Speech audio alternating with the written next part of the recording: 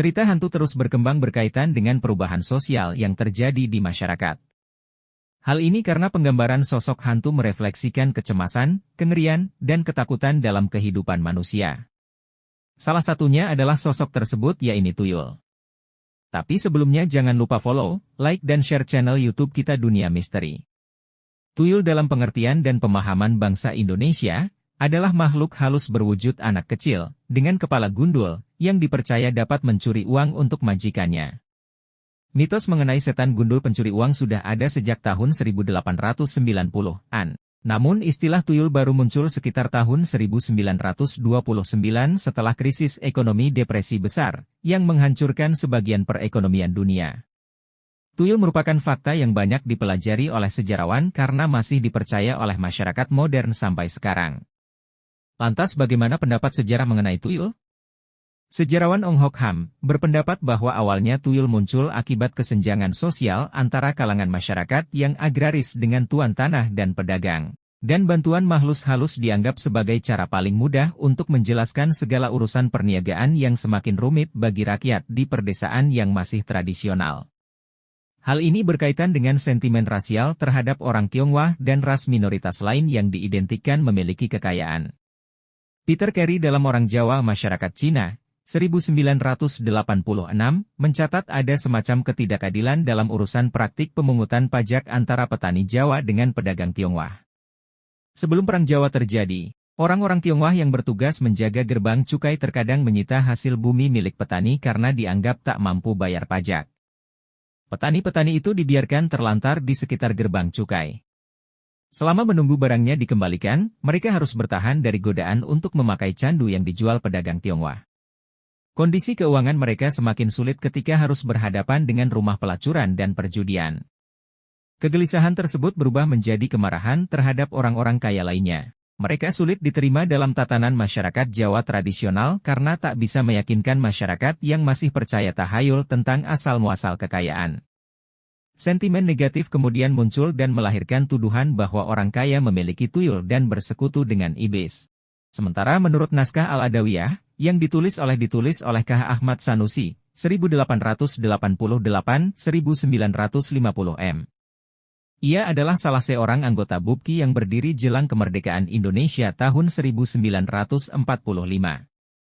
Naskah ini ditulis pada tahun 1929 yang bersamaan dengan tahun terjadinya krisis ekonomi dunia, Malaysia. Di dalam naskah tersebut diinformasikan maraknya pencurian hingga banyak orang berdatangan ke tempat-tempat yang dikeramatkan dan dukun untuk mengetahui barang-barang yang hilang.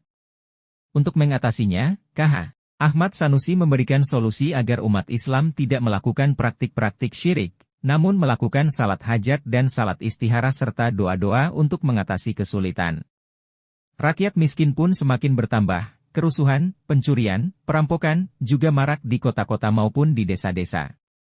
Pada tahun 1929 ini selain terjadinya krisis ekonomi dunia juga merupakan awal munculnya istilah tuyul di kalangan masyarakat Indonesia. Tuyul kemudian menjadi populer di masyarakat Indonesia sebagai makhluk yang dapat membuat kaya majikannya dalam sekejap. Kemunculan tuyul tersebut menarik perhatian para peneliti Belanda, sebab makhluk ini tetap dipercaya sebagian masyarakat Indonesia untuk mendapatkan kekayaan secara mendadak, bahkan penggunaan tuyul untuk mencuri harta orang lain tetap berlanjut pada masa sekarang ini. Wujud makhluk ini seperti anak kecil berusia 3-4 tahun, pendek, hitam, dan sangat kotor karena hidungnya selalu ingusan.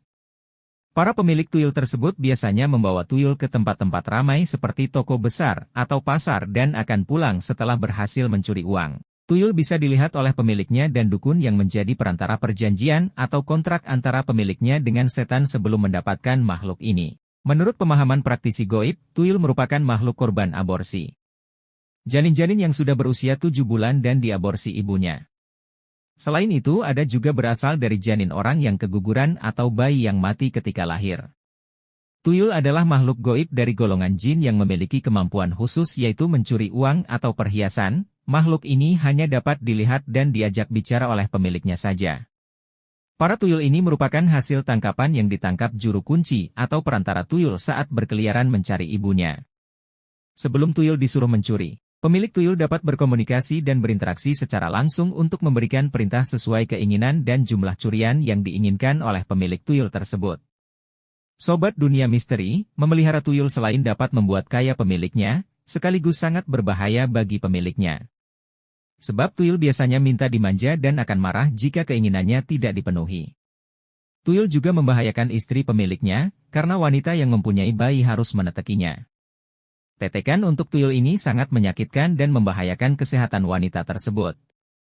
Sobat Dunia Misteri, bagaimana pendapat kalian mengenai tuyul? Mari kita diskusikan di kolom komentar. Jangan lupa ya follow, like dan share. Sampai jumpa.